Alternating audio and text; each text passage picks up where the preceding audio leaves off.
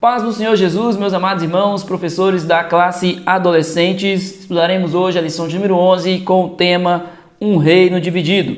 A leitura bíblica em classe, o texto principal, geral, na verdade, está em 1 Reis, capítulo 12, versículo 1 ao 5 e versículo 12 ao 17. Agora sim, a mensagem que é a central, 1 Reis 16, 26, que diz: como Jeroboão havia feito antes dele, Onri fez com que o Senhor, o Deus de Israel, ficasse irado por causa dos seus pecados e por fazer o povo de Israel adorar ídolos. Então hoje nós falaremos sobre esta divisão do reino de Israel, o reino do norte, o reino do sul, Judá, Jerusalém. Falaremos por quê, de que forma ocorreu, mas também entenderemos que a idolatria traz consequências gravíssimas à obra do Senhor. A idolatria, quando deixamos de adorar a Deus para adorar outros deuses, ou quando disponibilizamos nosso tempo para outras coisas e deixamos de lado o papai querido que tem cuidado de nós. Então os objetivos, principalmente aqui, os principais, ensinar como ocorreu a divisão do reino, como foi, e ressaltar a importância dos profetas verdadeiros para o povo de Israel, a importância dos profetas que entregavam a verdade de Deus, a palavra, para que trouxesse juízo, para que trouxesse alerta, atenção ao povo de Israel. E depois também mostrar que há apenas um Deus verdadeiro, o Senhor Todo-Poderoso. Somente o nosso Deus é um Deus verdadeiro. Somente Ele é poderoso para fazer o que Ele fez por nós e também pelo povo de Israel, que estará em foco hoje em nossa lição. Vamos descobrir, Israel não era uma nação qualquer.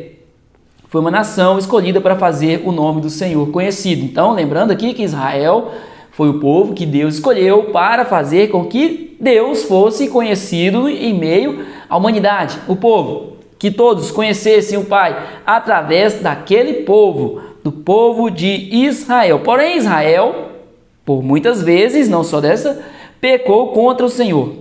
Diante disso, Deus mantinha a sua justiça e permitia que o povo e os reis lidassem com a consequência de seus pecados.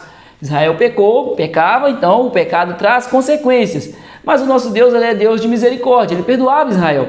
Só que teria o juízo sobre o erro. Então o Senhor, ele é justiça. O nosso Deus, ele é justiça e ele agiu com justiça também, trazendo transtornos, permitindo que houvesse transtornos a Israel. Consequências, chamadas consequências. Então Israel sofreu duros golpes, inclusive após a morte de Salomão. Que é esse fato marcou a história para sempre. Após Salomão ele unificou os reinos, ele unificou todos os reinos, porém o reino foi dividido logo em seguida por causa da idolatria, por causa dos próximos reis que sucederam a Salomão. Então vamos lá, vamos entrar na lição, o tópico 1, Jeroboão e o reino do norte. 1. A divisão do reino. Após a morte do rei Salomão, o Roboão, seu filho, assumiu o trono sobre todo Israel. Então, Salomão morreu, Roboão assumiu. Roboão, filho de Salomão.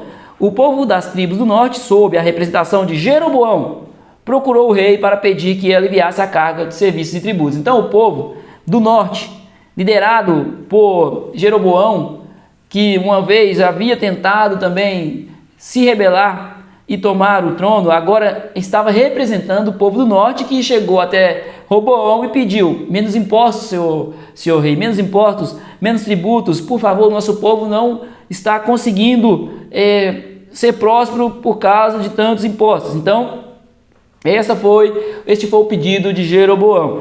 Jeroboão era um homem valente, ele foi oficial de Salomão, porém, ele tentou fazer uma rebelião contra Salomão. E a Bíblia diz que ele recebeu uma mensagem do profeta Aías, de que reinaria sobre 10 tribos de Israel. Após esse episódio, fugiu para o Egito para não ser morto. Então, Jeroboão, após esse episódio, após tentar se rebelar, tentar tomar o trono, porque ele se rebelou, o trono de Israel, ele fugiu para o Egito. Porém, nesse momento de Israel, eles trouxeram Jeroboão de volta. Então Israel, nesse momento ali que Salomão morre, Roboão assume, as tribos do norte, as 10 tribos, buscaram Jeroboão para que ele representasse todas aquelas tribos.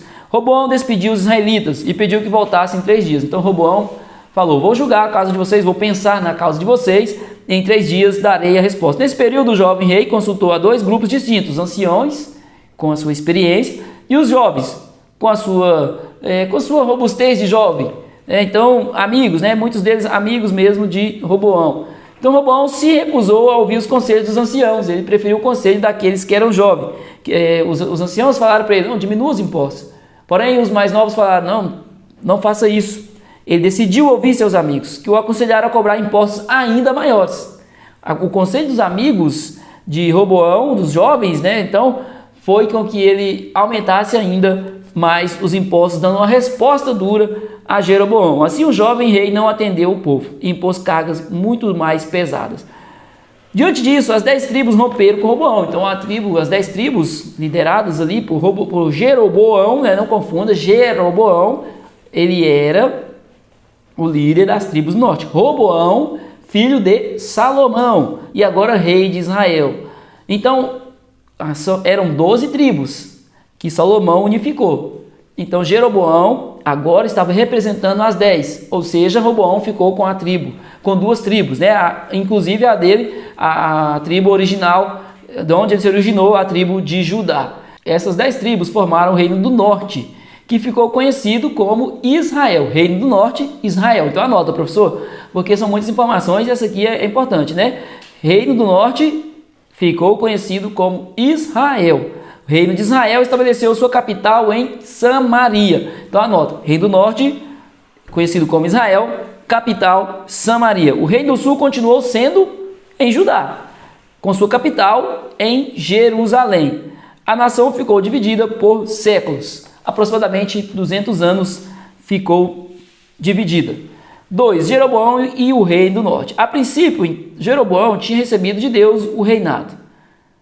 O profeta Aías o alertou para que andasse corretamente diante do Senhor e guardasse os seus mandamentos. Então, Deus permitiu que Jeroboão recebesse essas 10 tribos, que representasse essas 10 tribos. Ele recebeu a profecia. E Deus permitiu, foi a permissão do pai. Porém, Jeroboão, com medo do povo retornar a se submeter a Roboão, porque eles precisariam ir a Jerusalém adorar no templo. O templo era o local onde o povo se reunia para adorar a Deus. Então, todo o povo, as 12 tribos de Israel, precisariam ir até o templo. Roboão, ele era o rei, Lembrando, Roboão, rei de Israel, e ele ficava, então, em Judá. Ali, no seu reinado, Judá, Jerusalém. E Roboão, que liderava as tribos do norte, ficou com medo de que o povo, ao ir a Jerusalém, ali eles prometessem fidelidade ao rei Roboão novamente. Então, o que ele fez? O que Jeroboão fez? Ele, com medo do povo retornar a submeter Roboão, quando fosse adorar a Deus no templo em Jerusalém, edificou 2 altares, um em Betel e outro em Dan. Um ao sul da região do norte e um a mais ao norte mesmo, já bem próximo de Judá, já bem próximo. Então ele fez 2 altares para que o povo adorasse a Deus, para que o povo buscasse a Deus.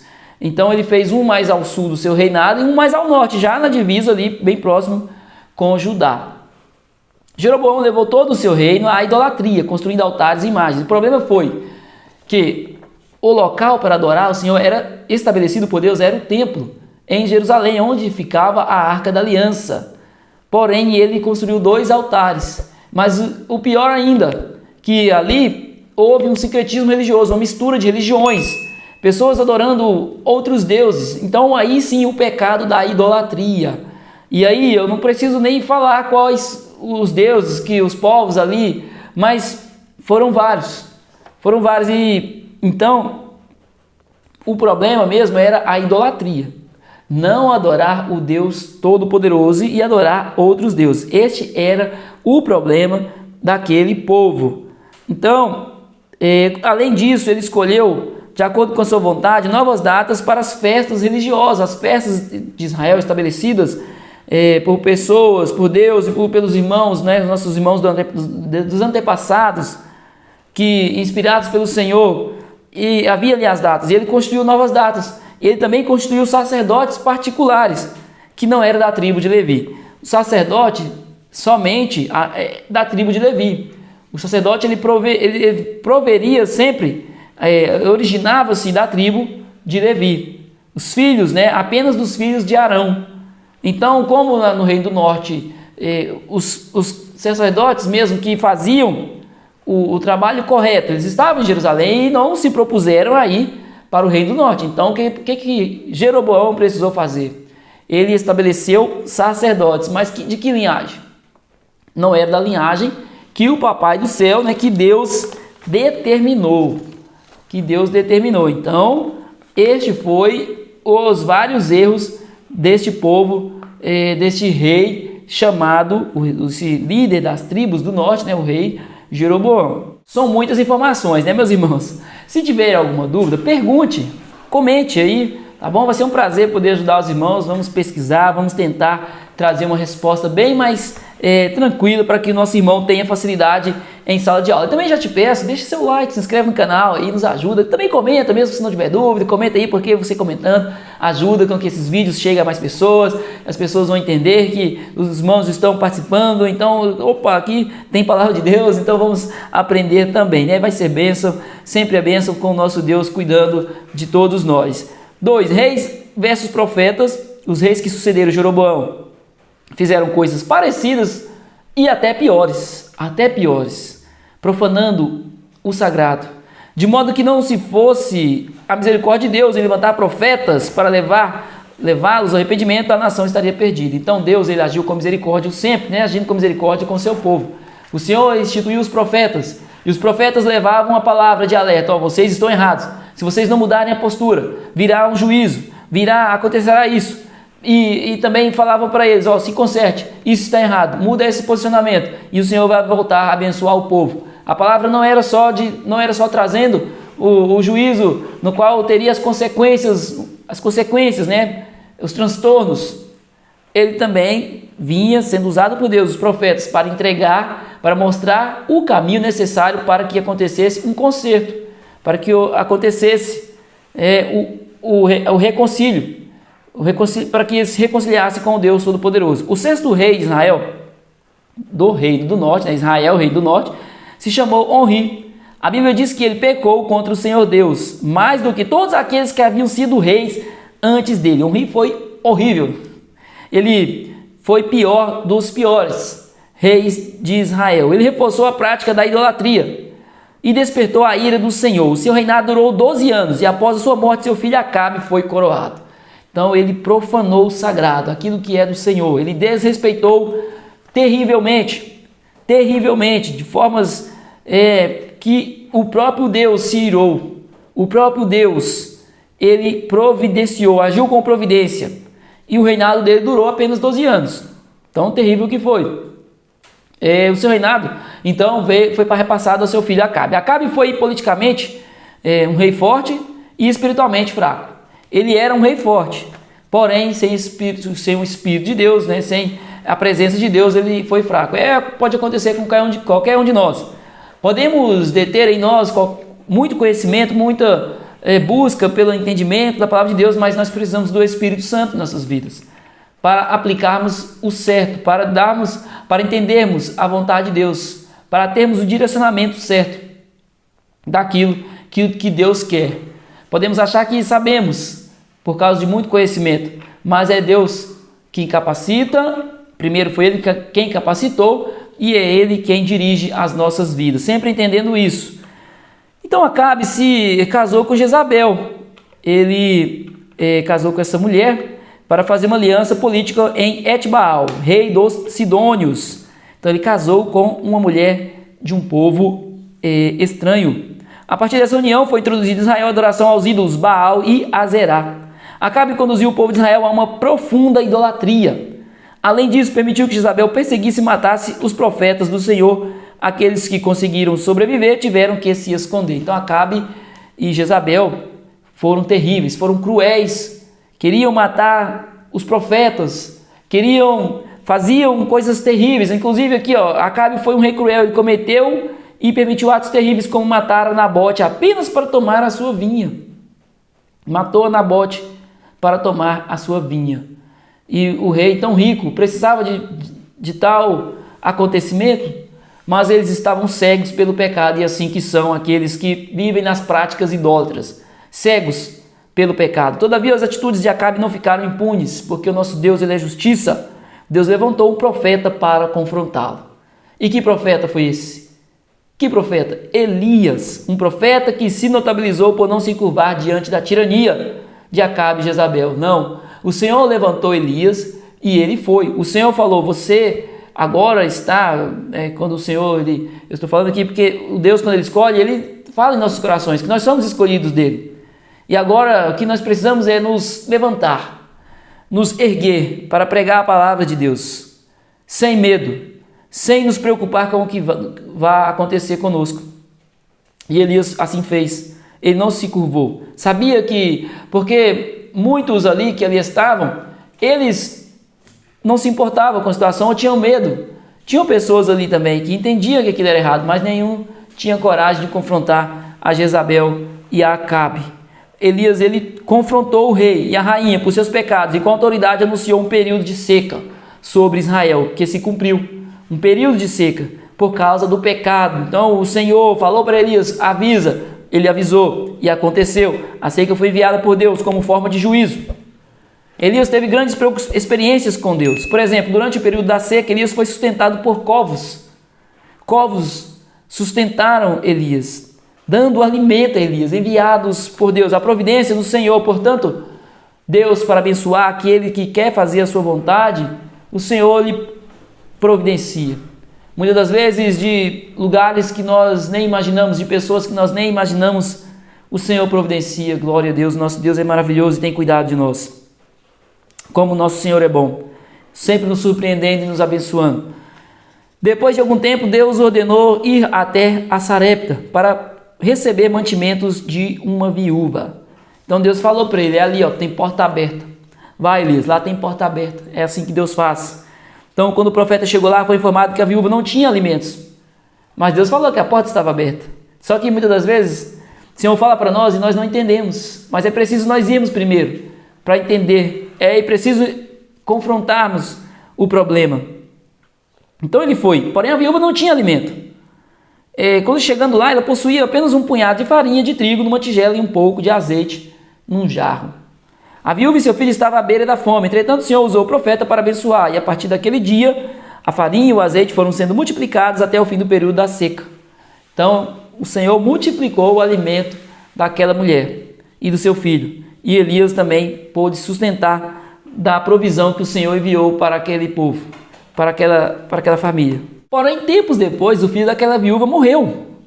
Ele faleceu. Mas Deus usou Elias, que orou e ressuscitou aquele jovem. Deus abençoou a vida de Elias com poder, com unção incrível, sobrenatural. Tanto que nós vamos ver que Davi confrontou 850 homens com a unção do Senhor. Somente com a unção do Senhor nós conseguimos tal feito.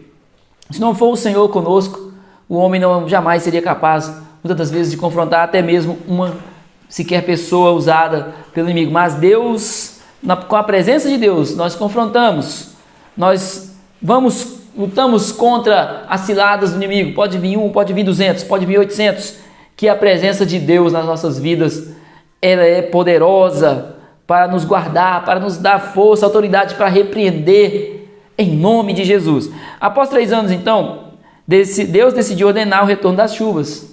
Então, após Elias, ele mostrar àquele povo que a seca era juízo de Deus, o Senhor decidiu ordenar o retorno das chuvas. Porém, antes disso, Elias foi enviado a fim de confrontar a corte idólatra de Israel e os profetas de Baal e Azerá. Elias anunciou um desafio no Monte Carmelo, entre eles sozinho contra todos os profetas de Baal e Azerá, 850 ao todo. Nesse desafio, foram feitos 2 altares, construídos com uma oferta de sacrifício. Os profetas idólatras deveriam clamar a Baal e Elias clamar ao Senhor. Então, aqueles que clamassem, eles clamando ao seu Deus, os seus deuses responderiam. Com o quê? Os profetas idólatras deveriam chamar Baal e Elias iria clamar ao Senhor. Aquele que respondesse a oração, fazendo cair fogo do céu sobre o altar, provaria seu Deus verdadeiro. Então, falou para eles, para os profetas de Baal, orem, e os de Azerá, orem, e vamos ver quem é o Deus verdadeiro. Se o seu Deus mandar fogo, ele é o Deus verdadeiro. Mas se o meu enviar fogo sobre o altar, ele já era. Mas definitivamente, somente Deus era o Deus verdadeiro, Jeová, verdadeiro e único. O povo de Israel que estava ouvindo o profeta Elias aprovou o desafio. Assim os profetas de Baal começaram a fazer seus rituais e preces. Depois de algumas horas, Elias zombou de seus adversários, pois Baal e Azerá não responderam ao clamor de seus profetas. Não adianta, né? Não adianta, é só Deus poderoso para fazer. Eles clamaram, se rasgaram-se por horas, por muitas horas. Clamaram e nada aconteceu. Então Elias chamou o povo para perto de si, consertou o altar do Senhor, que estava quebrado. Além disso, para segurar o poder de Deus, ele ainda cavou em volta do altar uma valeta e derramou 12 litros de água. Então Deus, além de queimar o altar, ele secaria aquela água com o poder do fogo, o poder do Senhor. Então Elias clamou a Deus com uma breve oração. O Senhor respondeu com fogo sobre o altar. Quando o povo de Israel viu isso, imediatamente exclamou: só o Senhor é Deus, só o Senhor tem poder. Logo em seguida, todo o grupo dos que praticavam e ensinavam idolatria em Israel foram destruídos, e Deus ordenou a chuva sobre a terra. Isso antes de que a chuva viesse sobre a terra. Deus é maravilhoso, o poder do Senhor. E nós estamos vendo aqui o resultado da idolatria, consequências. A seca chegou ao povo justamente por causa da falta de observação à lei de Deus, observação das Escrituras. E quando os nossos adolescentes não observam a voz do Senhor, a vontade do Senhor, a consequência também vem sobre as suas vidas. E por isso que é importante o professor fazer com que eles entendam que é necessário fidelidade a Deus. Sermos fiéis ao Deus Todo-Poderoso, assim como o profeta foi. 3. O profeta Eliseu. Tempos depois, Elias foi levado aos céus. Após sua partida, Eliseu, que tinha sido seu discípulo, se tornou seu sucessor. Ele presenciou muitos milagres junto a Elias, como a abertura do rio Jordão e a subida de Elias ao céu. Então Eliseu, ele era amigo de Elias, era um companheiro de Elias, discípulo de Elias, e ele foi o sucessor de Elias. Elias foi arrebatado, levado aos céus. Então, dessa forma, Deus, ele continuaria a sua obra, agora através de Eliseu. Deus realizou muitos milagres com Eliseu e por meio dele o profeta dividiu o rio Jordão, assim como Elias dividiu também o rio Jordão. Purificou o manancial de águas em Jericó. Ele purificou ao jogar sal neste manancial, ele purificou o manancial e assim o povo pôde ter a água limpa. Multiplicou o azeite da viúva, isso graças ao nosso Deus, nós falamos agora há pouco, sempre graças ao nosso Deus, esses milagres que o Eliseu ele realizou através da presença de Deus em sua vida. Multiplicou o azeite da viúva, ressuscitou o filho da sunamita, retirou o veneno de uma refeição, multiplicou pães, Então tem uma passagem bem interessante também. E tudo que nós estamos falando aqui tem as referências. O professor pode utilizar o seu tempo em sala de aula para ler. É importante que o professor faça essas leituras. Eu não entro aqui nas referências para que não fique tão extenso a aula. É apenas um subsídio para o amado professor, professora ter em sala de aula, mas estude sempre observando aqui as referências. Faça isso, faça uso das referências, utilize, é bom que a sua Bíblia e faça a sua pesquisa completa, para que o aproveitamento seja melhor ainda em sala de aula. Multiplicou o azeite da viúva, ressuscitou o filho da sunamita, retirou o veneno de uma refeição, multiplicou pães. Curou Naamã, comandante sírio, de lepra, fazendo com que ele mergulhasse ali 7 vezes no rio Jordão. Fez o ferro de um machado flutuar e viu Deus cegar todo o exército sírio. Os milagres realizados e as mensagens proféticas entregues por meio de Eliseu sinalizavam o cuidado de Deus com Israel. Outros profetas também viveram ou atuaram no reino do norte, tais como Amós e Jonas. Entretanto, os reis de Israel insistiram em pecar contra o Senhor. Então, Deus sempre levantou pessoas para mostrar o erro às pessoas, para que se consertassem. Eliseu foi grandemente usado pelo Senhor, grandemente usado. E alertando o povo, sempre alertando aquele povo contra as práticas pecaminosas. Então muitos ali profetizaram, mas eles não deram ouvidos. E aí nós, quando estudamos a Bíblia, nós vemos que grandes foram as consequências dos pecados, mas também Deus agindo com misericórdia. Aí aquele ciclo, É aquele ciclo do pecado, peca, consequência, recorre aos pés do Senhor, recebe o perdão, peca de novo e começa tudo novamente. Porque, infelizmente, né, nós somos falhos, e o povo de Israel também agiu desta forma. Então nós estudamos hoje, falando aqui sobre essa divisão do reino, que ocorreu justamente por causa da idolatria também de Salomão. O erro ali já começa, nós falamos de Roboão, mas Salomão ele levou a idolatria também para o seu reinado, casando com mulheres estrangeiras, mulheres que não eram do seu povo, e Deus falou para não casar-se, justamente para que eles não trouxessem costumes estranhos para o meio do povo. Mas Salomão casou com mulheres idólatras. Nós podemos achar que o erro aqui foi só de Roboão, não somente de Roboão, mas o erro aqui foram de todo o povo de Israel. Então, o reino dividido, olha que triste, um reino dividido ele não prospera. Inclusive, eles lutam entre si. O mesmo, enquanto deveria haver crescimento para o povo de Israel, buscando ao Senhor e o seu propósito, o reino estava dividido. E esse é um exemplo para nós, em nossas igrejas, em nosso ajuntamento, o ajuntamento do professor aí, né, dos seus alunos, não pode ter reino dividido, não pode haver, tem que existir união entre os jovens, adolescentes, pré-adolescentes e irmãos adultos.